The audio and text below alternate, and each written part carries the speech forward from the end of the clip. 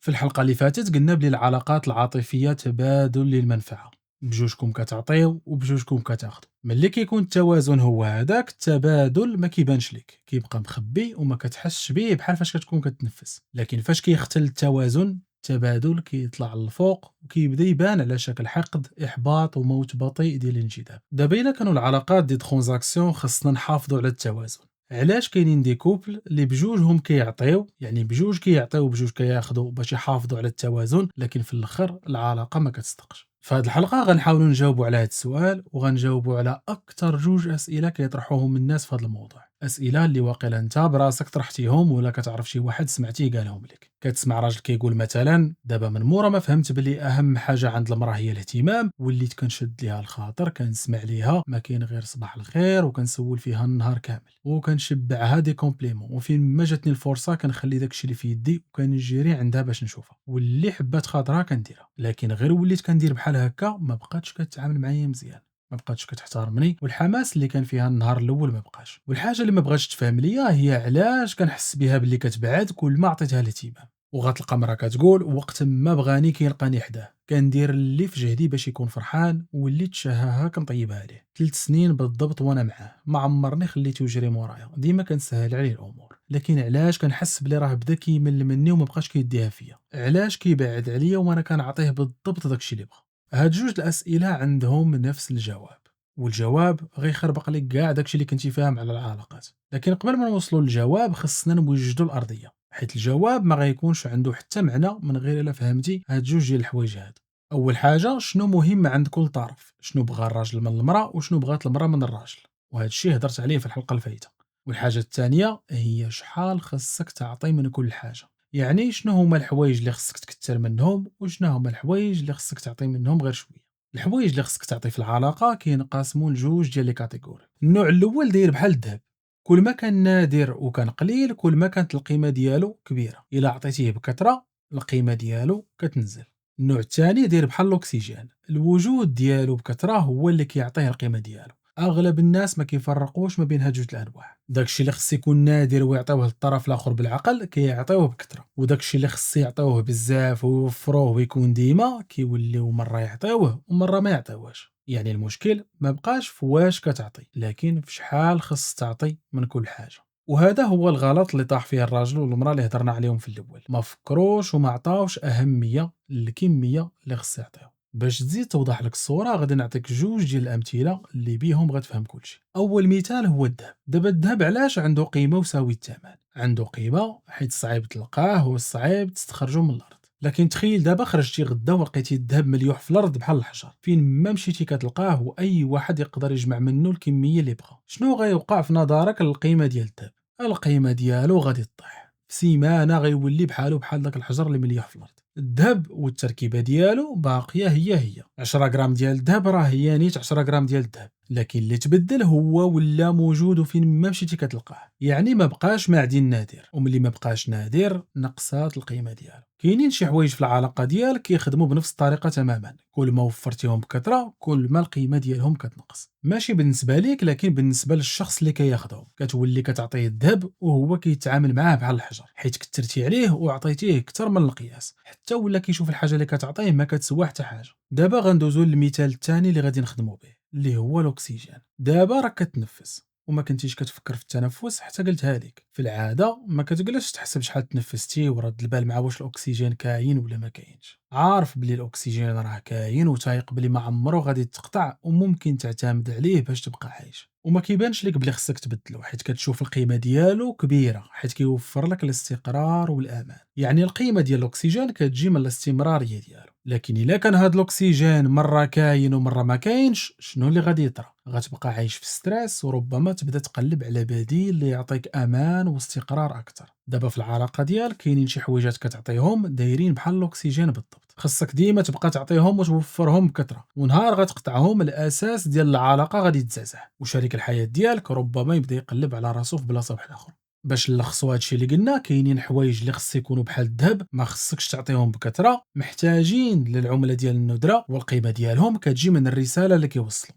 كتقول للشخص اللي معاك عندي شويه من هاد الحاجه هادي اللي القيمه ديالها طالعه وكتسوى تقريبا بحال الذهب، وكنت قادر نختار واحد الانسان واحد اخر ولا حاجه واحده اخرى نعطيها ليها، لكن قررت انني نختارك نتايا بالضبط من دون الحوايج كاملين ومن دون الناس كاملين. هاد الحوايج اللي كيفقدوا القيمه ديالهم الا عطيتيهم بكثره هما الاهتمام، الرغبه الجنسيه، الوقت، الاعجاب، الحضور الذهني، يعني راك حاضر مع داك الانسان اللي قدامك، والاحساس بالاختيار.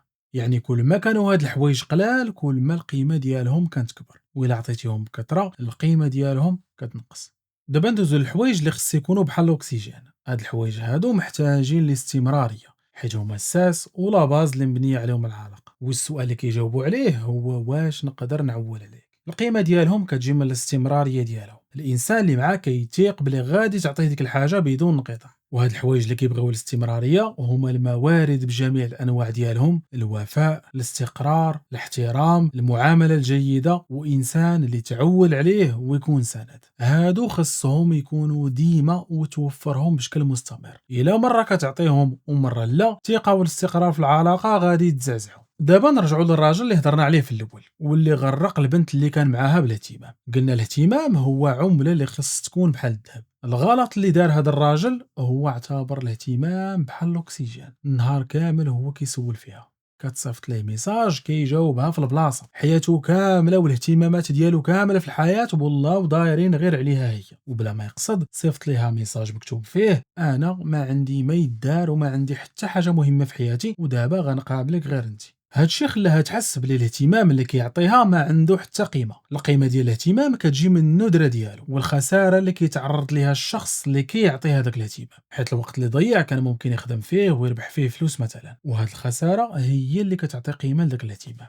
لكن في الحاله ديال هذا الراجل هاد الشروط ما تحققوش اصلا، هو ما كان عنده ما يدار ولا حط راسو في موقف اللي خلاه يبان بلي ما عنده ما يدار، وهادشي خلى القيمه ديال الاهتمام اللي كيعطي ما كتسوى والو، وهنا كيطيح من عينيها وما كتبقاش تحترم. الحل دابا ماشي هو ما تديهاش فيها وتبدا تلعب العاب العقل وتبين ليها مثلا بلي راك مشغول وانت ما مشغولش ولا تبدا تجاوب معطل. الحل هو تكون فعلا مشغول في حياتك، عندك خدمه، مشروع، رياضه، صحاب، وقتك خاصو يكون عامر باش ملي تعطيها الاهتمام هي غتحس بلي عطيتيها شي حاجه اللي ساويه الثمن، حيت حيدتي من الوقت ديال الخدمه ولا السبور ولا الصحاب وعطيتيها، يعني داكشي اللي عطيتيها راه عنده واحد القيمه اللي طالعه. دابا ندوزو للمراه اللي هضرنا عليها حتى هي في الاول، اللي 3 سنين وهي في جنب راجلها والحياه ديالها كلها كتدور غير عليه هو. وهاد المراه كتامن بلي الزوجه الصالحه هي اللي خص تكون ديما في جنب راجلها وتقابلو ووقت ما بغاها خصها تكون حاضره، لكن من مورا هادشي كاملو ما فهماتش علاش راجلها كيبعد منها وما بقاش باغي يقرب ليها. الحاجه اللي كان خصها تفهم هي ان الراجل عزيز عليه الجديد، غير كيولف ما كيبقاش يحس بالانجذاب. الدماغ ديال الراجل داير بحال هكا، ما عندنا ما ندير، كل ما ولف واحد الحاجه كل ما بقاش مهتم بها، كيكون باقي كيبغي مرتو غير هو ما كيبقاش راد معاها البال وما كيعطيهاش الاهتمام. دماغه كيقول ضمنتها ما عندها فين تمشي صافي بلا ما نبرز راسي معاها. والسبب اللي كيخليه يدير هكا هو كيشوف مرتو ديما لاصقه فيه النهار وما طال وهي حداه، نفس الوجه نفس الجسد نفس الروتين، وهنا الدماغ اوتوماتيكمون كيدير الخدمه ديالو كيصنفها على انها شي حاجه متوقعه وما كاينش علاش يعطيها الاهتمام ولا يركز معاها. وهنا فين كتبدا مرحله التجاهل والبرود العاطفي، وهي في محاوله باش تنقذ العلاقه عاد ما كتزيد تغرقها، كتزيد تقرب ليه اكثر من الاول وكيسحاب ليها باللي غادي يهتم بها ورد ليها البال، لكن كيطرى العكس وغير ما كتزيد تاكد لدماغه باللي خاصو يتجاهلها وما يديهاش فيها. غتسولني وغتقول لي اذا شنو الحل، شنو خصنا ندير؟ الحل ماشي هو دير راسها ما مسوقاش ولا تمنع عليه الجنس، الحل هو تكون فعلا مشغوله، عندها واحد العالم خاص بها اللي مسيطر على العالم ديال راجلها، صحاباتها، الخدمه ديالها، الهوايات ديالها الى اخره. المهم دير شي حاجه واحده اخرى وتبعد على راجلها باش تعطيه فرصه يتوحشها. الرغبه ديال الراجل كتعيش في المسافه اللي كتكون بيناتكم، فاش كتقربي ليه الخزان ديال الرغبه كيبدا كينقص، وكل ما بعدتي عليه وعطيتيه فرصه يتوحشك كل ما الخزان كيبدا كيعمر.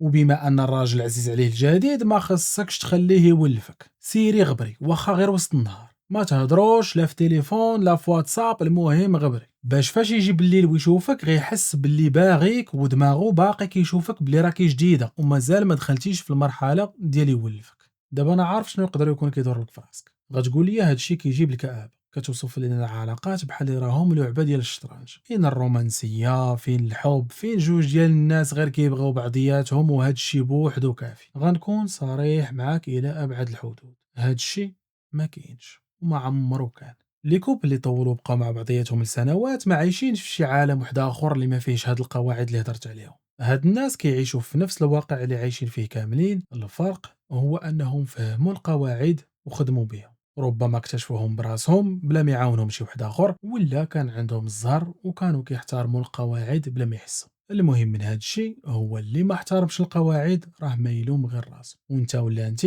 عندك الاختيار، سواء غادي تخدم بالقواعد والعلاقه ديالك غادي تمشي مزيان، ولا غتجاهل بلي كاينين هاد القواعد هادو وغتدخل في شي حيط، وديك الساعات ما تلوم ولا ما تلومي الا راسك. وهذا ما كان سيادي في هذه الحلقه. الى عجبك هذا الفيديو ما تنساش تبارطاجي مع صحابك باش حتى هما يستافدوا ويتعرفوا على القناه، وإلا كان عندك شي تساؤل خليه لي في التعليقات، ونتلاقاو في الحلقه الجايه ان شاء الله.